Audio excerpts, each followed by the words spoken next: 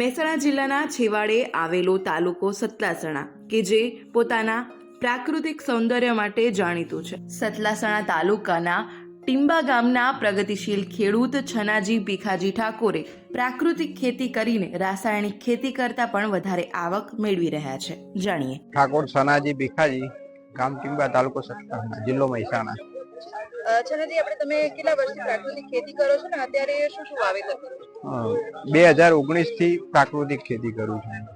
અત્યારે વાલોળ વાયેલી છે, કુબી છે, ફુલાવર છે, લસણ છે, શાકભાજીમાં થોડું થોડું બધું કરેલું છે.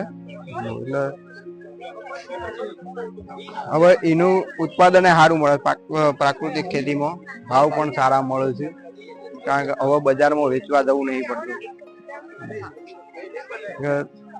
ગાંધીનગર થી આજુબાજુમાં સિટીમાંથી ઘેર લેવા આવે છે, સારો ભાવ એવું હાલે છે. કુડ આપણે કેટલા વીઘામાં પ્રાકૃતિક ખેતી છે? જે મારું જંગલ મોડેલ ફાર્મ છે એ 48 ગુંઠામાં બનાવેલું છે. એમાં દરેક મિક્સ પાક છે, બધા સક્રિયા કુલ છે. આપણી કેટલી જમીન છે ને એમાં મતલબ શું શું પાક લઈએ છે અત્યારે? એમાં ઘઉં કરીએ છીએ, ઉનાળુ બાજરી કરીએ છીએ, મગફળી કરીએ છીએ, મગફળીનું તેલ કાઢીને વેચાણ કરીએ છીએ. આ જે બધા પાકો રહ્યા એનું વેચાણ કેવી રીતે કરો છો? વેચાણ જાતે જ કરીએ છીએ, ઘેર બેઠા જ વેચાણ થઈ જાય છે. ઘઉંનું પણ આગળ બુકિંગ થઈ જાય છે. બરાબર છે. શું ભાવે જતા હોય છે ને વર્ષના અંતે શું આવક મળતી હોય છે? વર્ષમાં પ્રાકૃતિક ખેતીમાં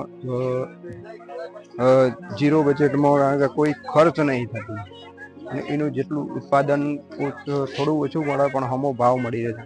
1000 રૂપિયા ઘઉં જાય છે, 4000 15 કિલો મગફળીનું તેલ આવે છે. દરેક શાકભાજી છે 50 રૂપિયા, કોઈ 40 રૂપિયા એવો ભાવ અમને ઘેર બેઠો મળી જાય.